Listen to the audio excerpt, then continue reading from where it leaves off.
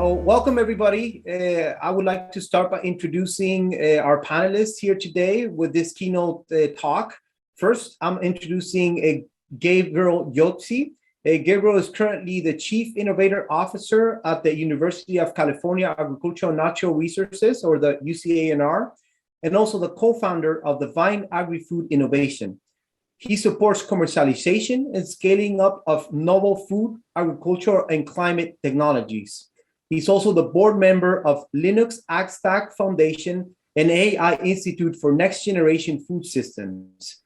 We also have Walt Duflock, who is currently the Vice President of Innovation at Western Growers, but is also a partner at a 5-generation family farming operation in Monterey County that grows specialty crops, including wine grapes and cattle. Walt has 30 years of experience at Silicon Valley tech startup with sales and marketing executive roles at eBay and 3 others that have been acquired. Walt helped build Thrive into the #1 agri-food tech accelerator. And today we will be discussing pressing issues in California AgTech innovation space, which include, but are not exclusive to, climate change such as droughts, energy, policies, labor availability, and more. Welcome, Gabe and Walt, and thank you for joining us as a keynote speaker. Thanks for having us. You're affiliated with specific institutions, as I just previously mentioned in the introduction. Can you tell us what is the role of this institution in catalyzing ag technology innovations and solutions for farmers here in California? Yeah, I'll start and pass it to Walt. So UC A&R has been in the business of catalyzing innovation for over 100 years. So the cooperative extension mission is really that, right? So that has been in place. Of course, Erwin, you are a part of that ecosystem, as well as our advisors out in the field. This new discipline, emerging discipline of AgTech that includes cloud computing in the era of big data and compute and artificial intelligence, along with new technologies in genetics and biology. As those new technologies start to intersect more in the agri-food space, I think we saw the need to engage a little differently with industry, because industry really started ramping up efforts through the startup world in particular to apply new innovations to the sector. And so my position was created really to think a little bit more holistically about partnering with industry and catalyzing innovations that both come out of the university and commercializing those faster and in broader ways, but also working with industry, with the university, with our cooperative extension professionals in the field and our campus researchers and students to accelerate the pace of innovations in agriculture, because it's just, as we know, very, very different culture than Silicon Valley and how they scale up innovations. And so there's a lot of learning and bridging between cultures and approaches to do. And so our Vice President, Glenda Humiston, created my position to help drive that faster and further alongside our academics, our campus partners, with industry and government. Thanks, Gabe. No, and I would echo all of that. And I would say from a Western growers perspective, automation, robotics, it is seen by our members, the largest specialty crop growers, fruits, nuts, and veg, if you will, of the world, as the only solution to labor, right? Labor is getting harder to find. It's getting more expensive. A lot more of it comes from non-domestic sources outside the country. And so we're really trying to focus on the Global Harvest Automation Initiative as a way to solve that.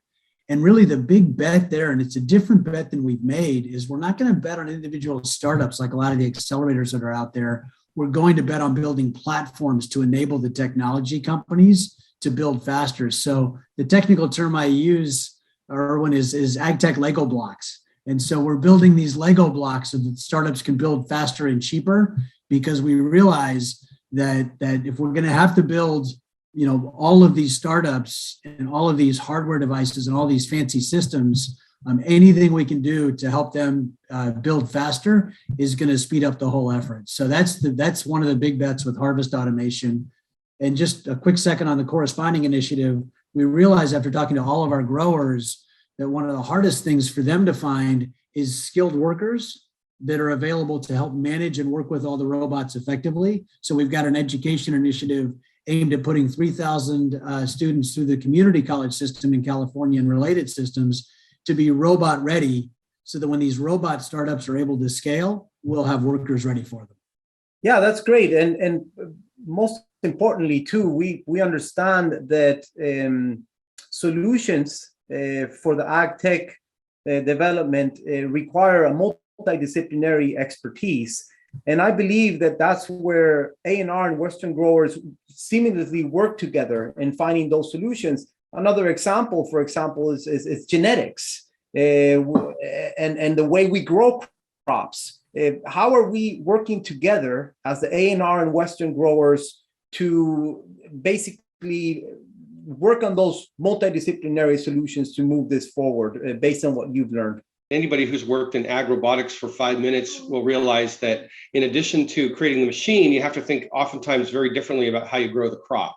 And so whether that is trellising the crop in a different way, or creating different kinds of orchard physiology or crop physiology. So you've got really a lot of dimensions to work through to roboticize any operation. And so that really becomes apparent to any startup after they start working in this space. And so that's been a place where we've partnered, where Walt's representing the growers, and they oftentimes are the ones that have to, once an idea is formed about how to redo the orchard or row physiology of the operation, that we would work closely with the university folks and the robotic manufacturers in a very collaborative way across all those dimensions to actually have a workable product at the end.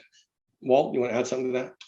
It's a great answer, Gabe. It's exactly what I want to echo. And I would say we work with the genetics companies and their partners in our initiative on this one, because to the growers, they don't really care whether it's a genetic solution or an automation solution, as long as it's helping them manage the entire labor portfolio on their operations. So one good example, we work with Bayer on this, the high-rise broccoli that's out there. I think it's called Eiffel is the brand they bought from Seminis.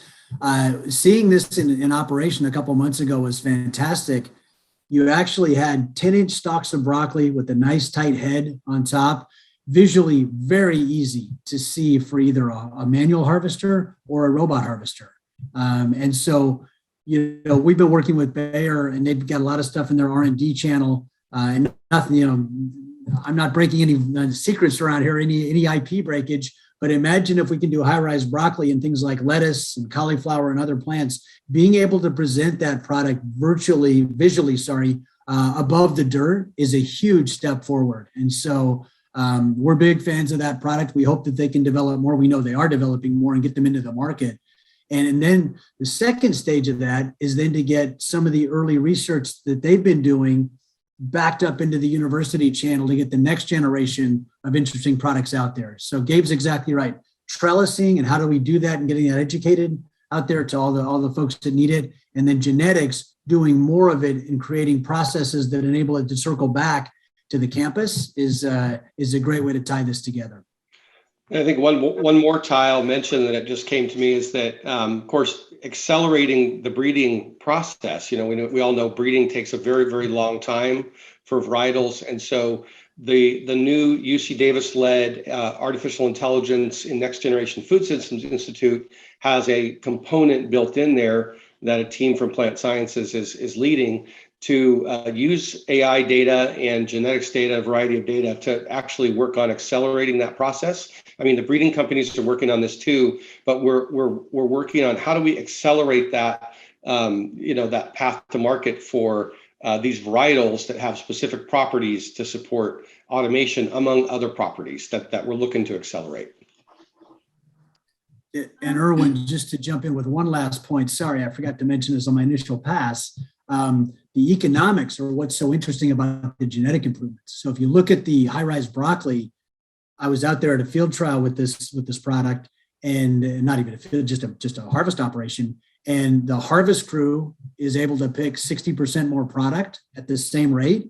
So they go from making, say, $20 an hour to 32. They love that.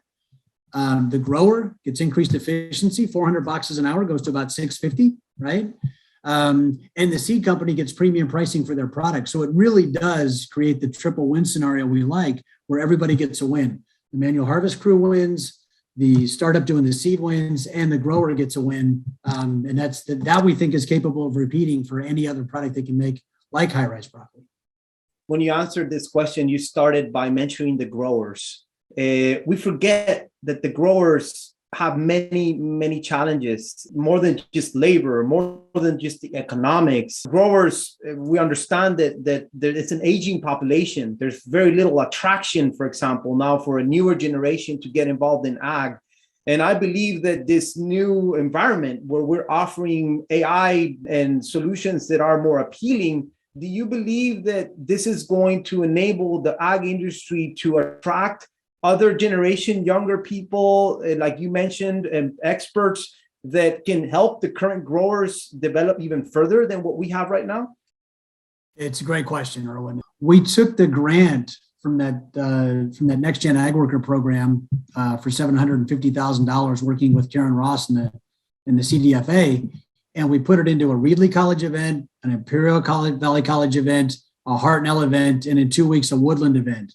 And what's great about those events is A, they get the local skills gap educated to all the people in the audience, right? The educators, the workers, the growers. So everyone understands the gap we're talking about. And then it gets the local educators in the room to talk about things they're doing. And then on day 2 of the event, so the first day is full content like this. Second day is out in the fields.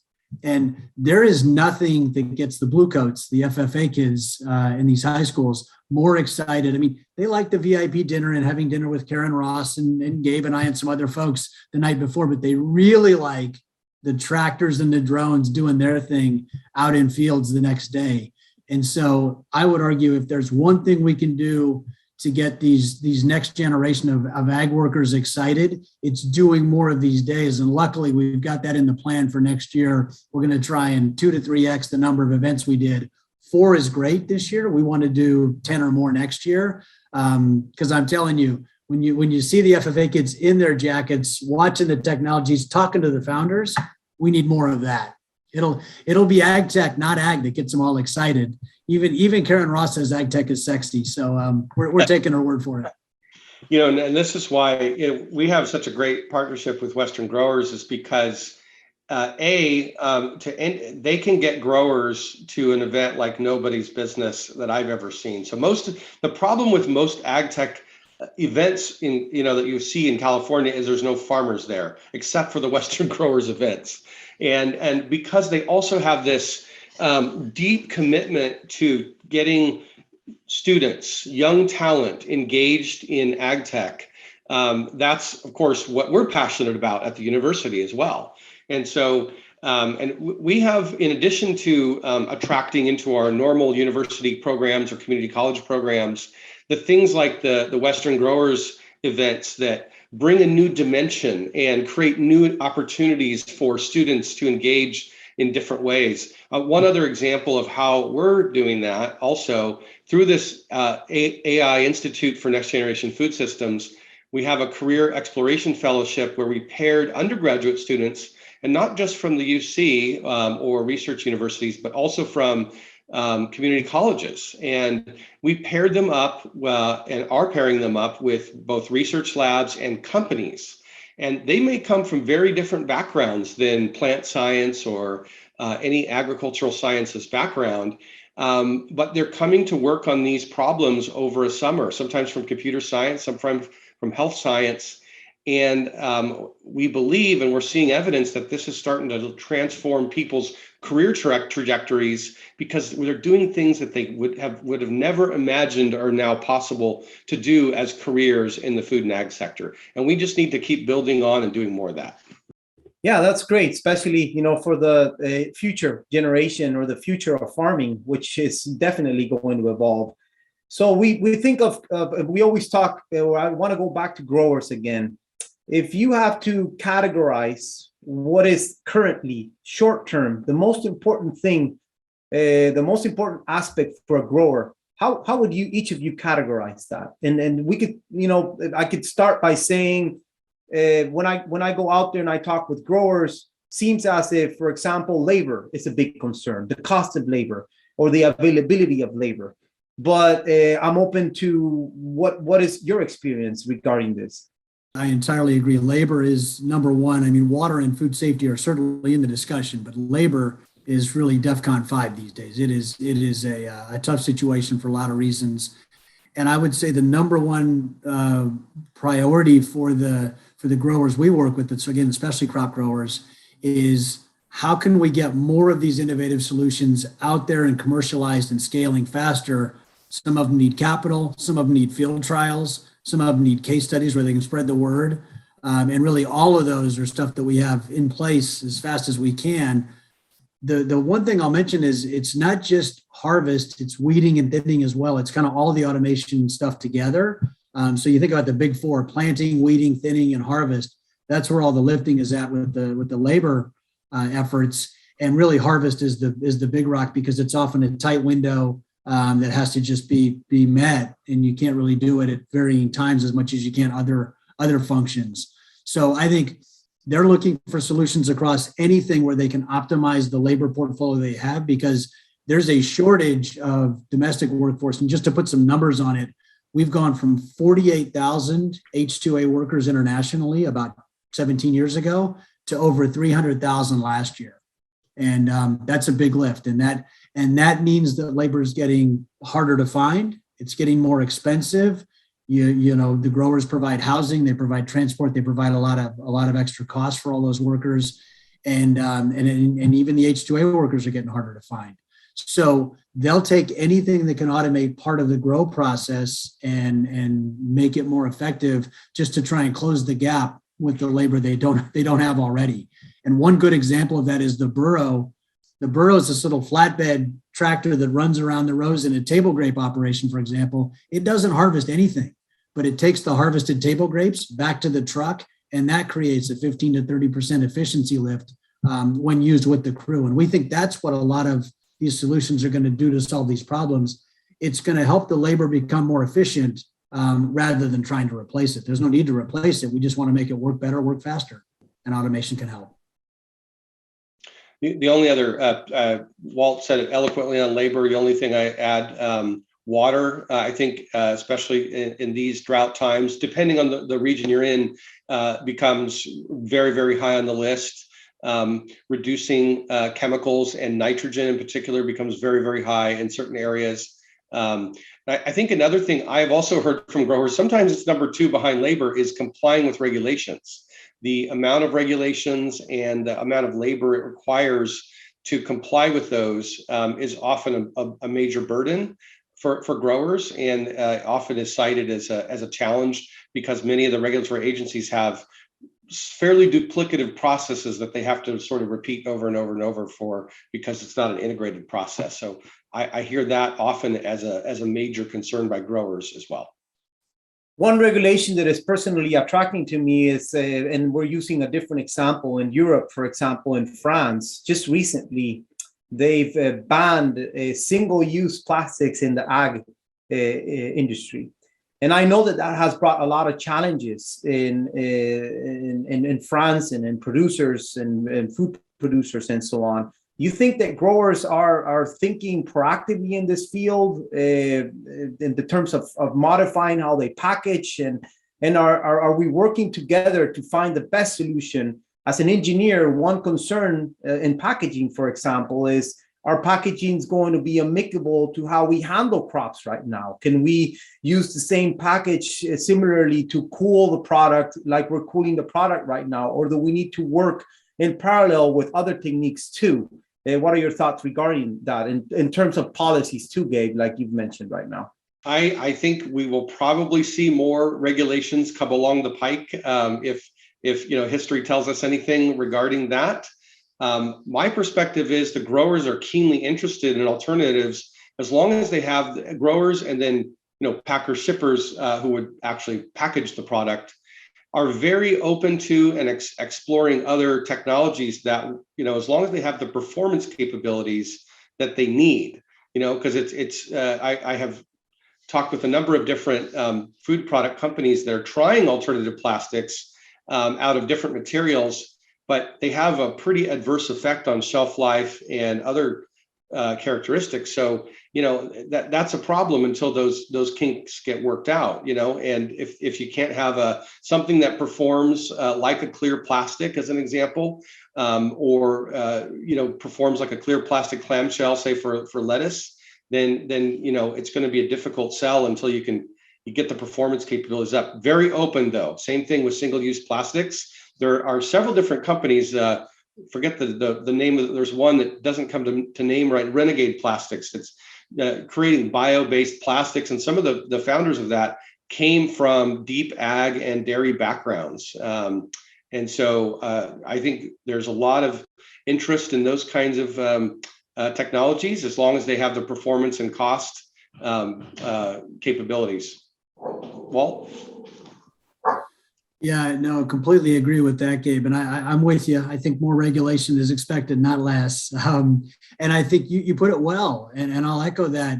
I think the plastic's a good example, right? There's a direct trade-off between new packaging alternatives and single-use plastics and the shelf life they give you and the food waste that prevents, right? And so rather than regulate that toward one side to skew the consumers toward a new plastic solution that gives up shelf life and might increase food risk waste at the house, right, when they can't finish the product in the time they need to finish it, or choosing the longer shelf life in conventional plastic, I would leave that to the consumer, right? I don't think the regulators need to get that involved on that.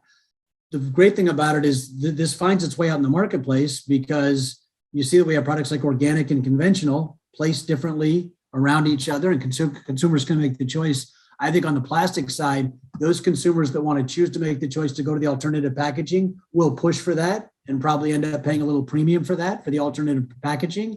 And I think that's perfectly fine to work itself out in the marketplace. That's the way I think our growers would prefer to see it happen. Definitely. And I think another catalyst for this type of solutions, you've mentioned it, Walt, consumers. Are we working either through Western growers or the A&R with that component, educating our consumers better to better understand what we're doing as technology developers, as growers, to improve the quality and safety? You mentioned safety, Gabe, at the beginning of our conversation, which I want to get to that point later. I want to talk a little bit about safety and how important that is. But can we touch a little bit on consumers and how do we work with them? Yeah, I can start. I think we need to work with them better. And it's really interesting. We had a Hartnell food safety event last week, and Bruce Taylor did the keynote, and he had an interesting lens for this challenge with consumers, right? He said, we grow some of the best medicine in the world, right? The fruits and vegetables that we all know are healthy and we love to eat more of, and we're supposed to eat more of. And yet consumption of these products is decreasing. And Bruce's theory, and I think it bears out with the data, is that we have done such a great job of discovering things like E. coli and Listeria with new testing solutions and new identification solutions. And we've done such a regulatory job, good, bad, or indifferent, but you have to do it, of identifying this stuff and putting it out there. And so we end up with more and more products getting impacted, and that puts a little bit of fear in the mind of the consumer. And nobody wants an outbreak. Nobody wants a recall. We all work diligently 24/7, 365 to avoid those. But I think the corresponding story that's not getting told is all the improvements we're making to make this is the safest food safety environment on the planet here in the US. And I think we could do a better job of communicating the progress we've made and the food safety that is in place and how safe it is for the fruits, nuts, and veg out there.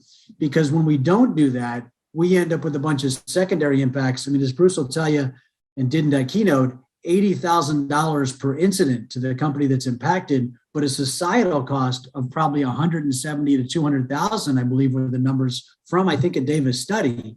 And that's directly coming from longer term impacts of obesity, diabetes, and things that come when you eat less healthy, right? So by scaring folks away because of the food safety outcomes, we've pushed them toward alternative food sources, which are not as good for you. And long-term, that's going to have a big impact, but we don't really factor that in around the messaging from the regulatory side. So I think the opportunity for Western growers and for UC and for the industry is work hard with the regulators to come up with new ways to share information with consumers that don't put as much fear in them while we work on the solutions to both identify and fix some of the pathogens I mentioned.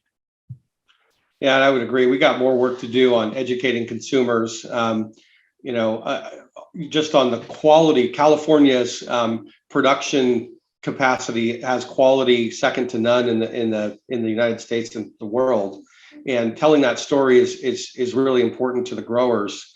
And so we definitely have more work to do. And I also say consumers are very interested in the sustainable, regenerative piece. And really all we have really right now is organic to describe that, which is, as we all know, terrible, to describe really the breadth and specificity of all the different applications for sustainability that we can apply. So I think there's there's emerging recognition among the consumer, but really they don't have a measuring stick to determine differences in quality and sustainable practices. And really it's been left to, at this point, the retailers and the supply chain to sort of force that back onto their customers, to really back up marketing claims for the most part, from what I can tell. And I know there's a lot of interest in creating a more objective standard for, say, climate smart agriculture. And I think that's going to emerge, but it sure is, I think, going to take time, and really to connect that with a value to the consumer that they'll pay for in the marketplace. So more work to do, but really, really important to try to connect the consumer and bring and demonstrate the value of the sustainability of that product and the practices that may go well beyond what organic requirements entail to make a product that consumers will pay extra for. I believe it was in 2006 where we had this fairly large outbreak of E. coli in spinach. And I know that we haven't come back from that. The spinach industry is still suffering. 2006 is more than 10 years ago, for sure. I was young. I was in Guatemala originally when we had an outbreak of cyclospora in berries from Guatemala. And I know that the blackberry and the raspberry industry in Guatemala is non-existent due to this outbreak. And this was in the late 1990s. So it's taken more than 20 years for them to try to establish themselves again. So we know how challenging it is and how important food safety is. So in the mind of a grower, where would you categorize this? We've talked about labor, consumers' preferences, packaging. Where does food safety fall? Gabe is right. Water is probably a strong second, but behind labor for a lot of our growers. But food safety is right there in the 2B position, no question about it. And I would say from the growers, they would look to innovation there. There's new technologies coming out that can again solve some of these pathogen issues. The other thing that's interesting is, I think, and I've been having some conversations with our growers, it's an interesting number when you think about the FDA spending $1 billion a year, according to a Politico article from a couple of weeks ago, and 2/3 of that spend is on product testing. Well, if you know anything about growers and the food safety requirements, our members are running a lot of tests on food, on water, on soil every day, and most of their buyers are requiring or strongly encouraging, and I would say it's on the norm, it's requiring that you don't harvest a product within more than, say, 3 to 4 to 7 days of the last clean test. So we've got an industry already running tens of thousands of tests, paying food safety experts to do all these tests and take them to the labs and get them all tested for pathogens. And then for some reason, the FDA comes behind and tries to test additionally to the growers and the landowners, right? And this doesn't make a lot of sense. So I give my food safety colleague, my science colleague at Western Growers a lot of credit. Deanne Davis and her team actually did the math and figured out, you know what? You're spending all this money, 2/3 of $1 billion on testing, and you're not adding anything incrementally to the grower's already large effort. Let's repurpose that funding somewhere else. And as I said to Tom Sidebottom at that same Heart and Elevate I mentioned earlier, I said, Tom, what do you think we can get for $670 million in the way of innovation to actually solve some of these pathogens instead of testing for them? And he goes, I think we'd make some good progress with that check. So that's just an example of where the growers feel like we're doing a lot already. The work in this case might be redundant. Can we repurpose that spend somewhere else more effectively? Gabe, do you have anything to add? Yeah, I mean, obviously, food safety is high on any grower, producer, processor's mind. And I think Walt's right that, everybody's interested in moving from, reactionary technologies, to detect and report, to predictive and preventative technologies. And so, I think we at the university are working on a whole bunch of, different things that I won't try to classify here related to that. But one thing that, I'm pretty aware of are different kinds of technologies in the food processing plants themselves that'll provide a lot smarter real-time detection of pathogens. And a lot of that, again, will come down to new types of technologies and sensors that you can integrate into that environment to get, move from reactive to predictive and preventative. And so really, I think a lot of the efforts that we're seeing that are new and novel are really trying to move up that stack by using AI and other technology and sensors and digital twins and all these jargony things to try to really advance that forward for a variety of different food products. I want to kind of go back to consumers again and ask actually Angela. We have Angela here. She's our digital specialist in the Post-Harvest Technology Center. And I was just wondering, Angela, what is your preference as a consumer? When you buy a product in the store, what do you want to see in that product? How can growers make something different? How can we as scientists cater to consumers a little bit better, basically? And most importantly, too, any suggestions or do you have any questions for us to either Gabe or Walt in terms of what we have been talking right now? I have a problem as a consumer with when I go to the grocery store and I see really beautiful fruit or vegetable in the produce section, and then I get it home, taste it, and it doesn't taste anything like what the little stickers say it will, like a cantaloupe that says it'll be sweet and it totally is not, or vine ripened tomatoes that are no kind of way ripe.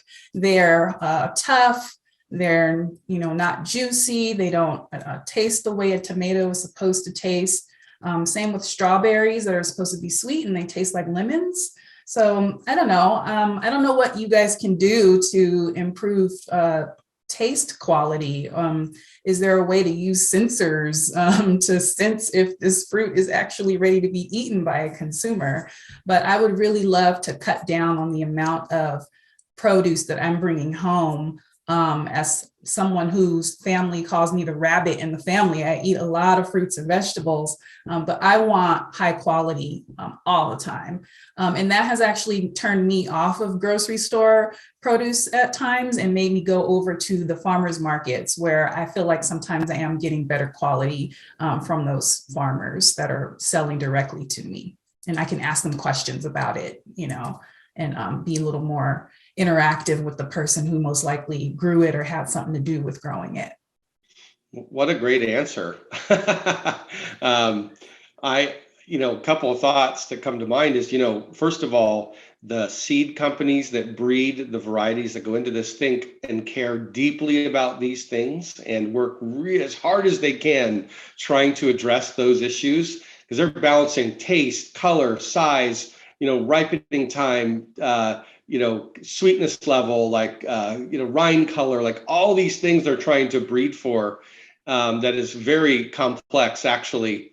Harvestability, like there's all these things that they have to balance. And sometimes flavor and sweetness gets a little bit sacrificed because of other properties take priority. But I would say that that's in part why this suite of new technologies, it's not something that can be fixed with one thing.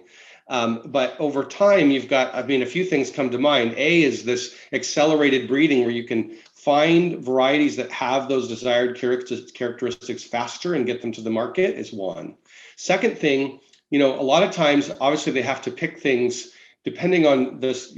We don't have seasonality anymore here because we have a global supply, right? So in the winter, we're getting fruits and vegetables from Chile or Mexico, and in the summer, they're from here. So there have been technologies for certain crops like avocados. There's a technology called the Peel Sciences where they put a coating on it, and so it has longer shelf life. And so in part, you could imagine they could harvest some of these things a little bit closer to ripeness and not artificially ripen things, so that it is a little bit fresher off of the tree, so it would have a better flavor and taste because the sugars were allowed to develop more.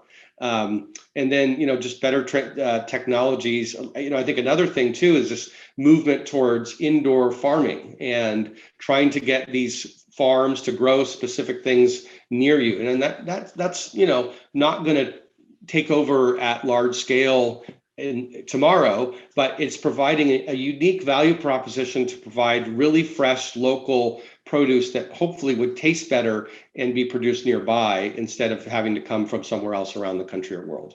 Those are three things I can imagine that might help going forward.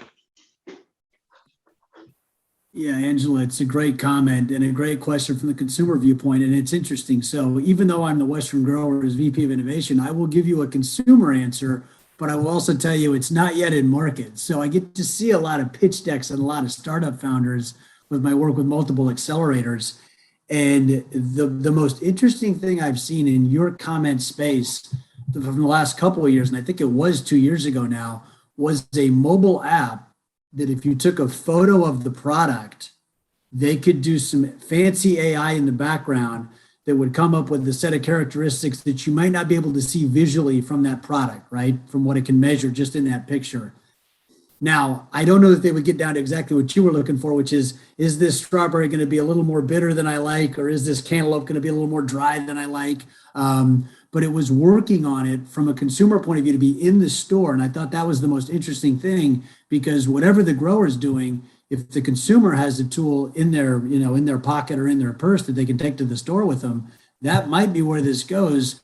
Again, it was an early stage company. I'm not even sure they got funding, but I thought the approach was interesting. Talking as a consumer, another thing that is important for me, of course, is cost. I have 2 kids at home that I'm feeding. Energy is more expensive as we speak, and I want to move a little bit into discussing that too.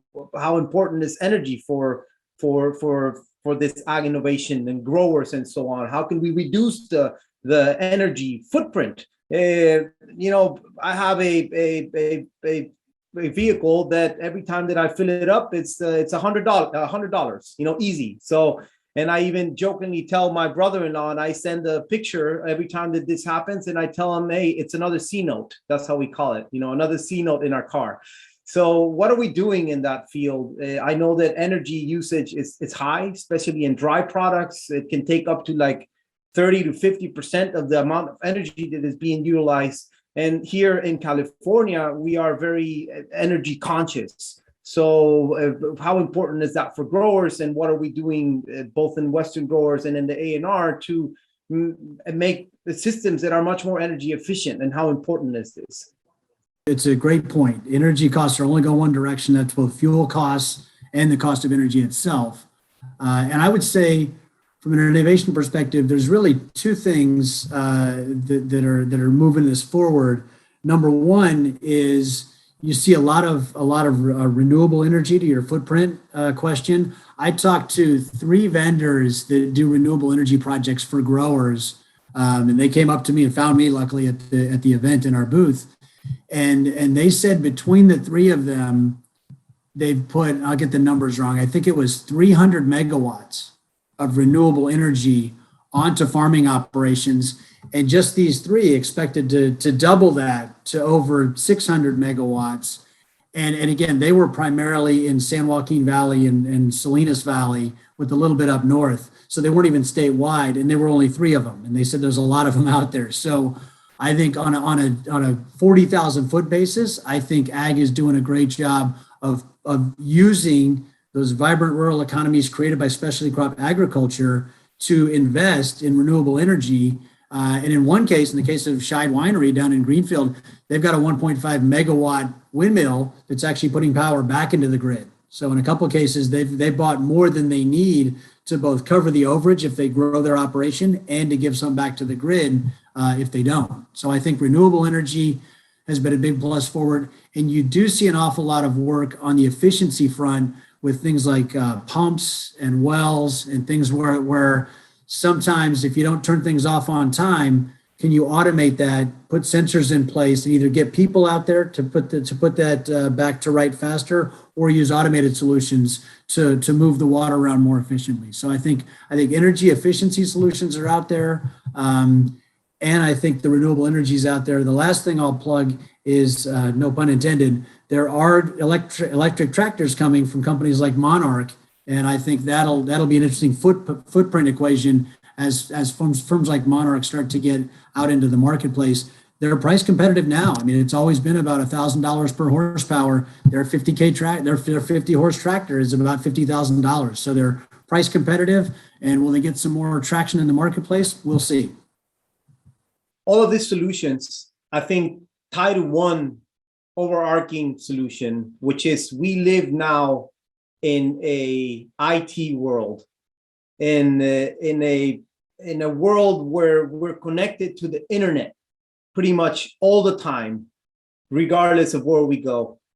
And one big concern for me, and as a scientist, is cybersecurity. And I know this is a big jump, but and we don't need to comment much on this in terms of there's probably not many solutions at this point.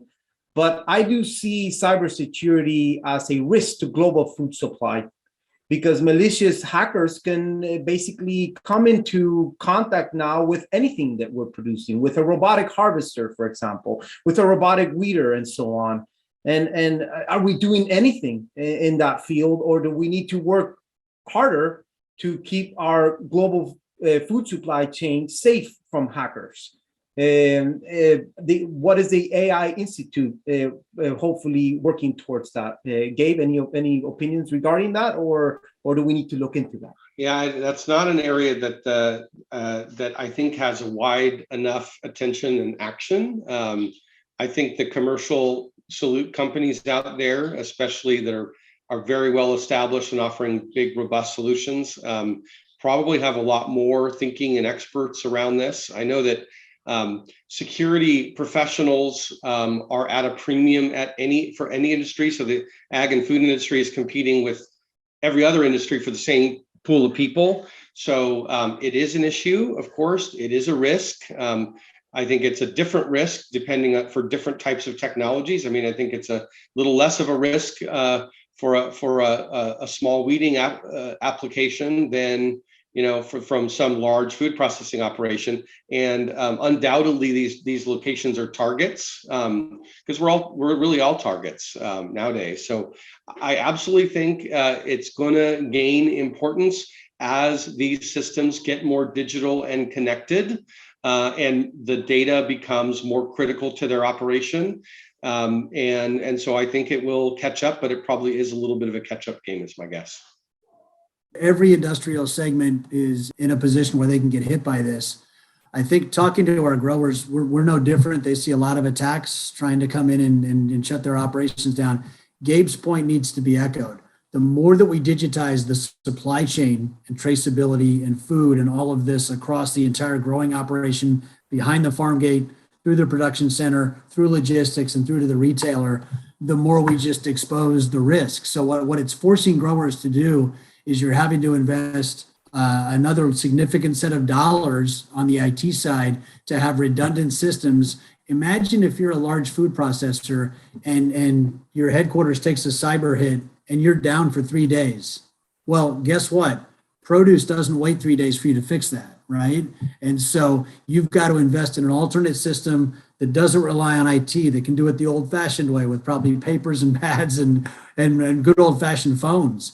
And building those processes and building those procedures and getting them documented and trained on, that is no different than when food safety becomes a bigger and bigger risk and you've got a whole new set of processes and trainings to go down. So I think cyber just ends up adding another layer of costs to the grow process to keep the food moving the way it should if a cyber attack happens. Thank you for that. And really, this has been so interesting. I think we could talk for hours and hours about the topics. And but for the sake of time, I'm going to ask both you, Gabe and Walt, if you could just give us some final remarks. Again, I want to take this opportunity to thank both Walt and Gabe because this has been incredibly eye-opening to me. And I am sure that it'll be very eye-opening to the attendees of the Emerging Technologies Workshop. So final remarks, if you have any, and thanks again. I'll just say that I'm very thankful for the opportunity to be here and talk to the group. Thank you for watching this on video. I am extremely excited about the future of the integration of agriculture, food, and health, and as really a driver for the future of human prosperity, but also as a way to address climate change and climate prosperity and health as well. And I think that through technology, we can achieve both of those aims. So I'm really excited about that. Through the integration, I think of the key technologies at the core of a lot of this really being the artificial intelligence and computing, the engineering capabilities that we've described, but also the biology and the future of biology, synthetic biology, fermentation, and all of its enabling capabilities. And so I think the intersection of the digital and the biological is really where the magic will be going forward. And AgTech has been a lot of digital and engineering at this point, but the biological is really also critical to the future, and the intersection is what's going to be the most exciting as we go forward. So I'm excited to be part of that and work together with many of you in the audience to achieve the goals. Thank you to Erwin and everyone watching, and to Angela and Gabe. It's been a really fun discussion. And I would leave everyone with this thought. You know the problems. We laid it out. It's labor, it's water, it's food safety, it's supply chain. And I will leave you with this. John Doerr from Kleiner Perkins put $1 billion into Stanford to build a really cool set of solutions, hopefully, for climate and sustainability. So all of you 20-somethings and 30-somethings that are looking for something cool to do, we need you. We need innovators. We need more solutions. We need more tech to solve these problems. You know me already. I've got a 30-year Silicon Valley career. I know my way around startups. I know where to find growers for you to talk to. If you have an idea, if you're thinking about an idea, let's do some lean startup. Let's get it going. We need you and we welcome you to the effort because we have a lot to do. So thanks.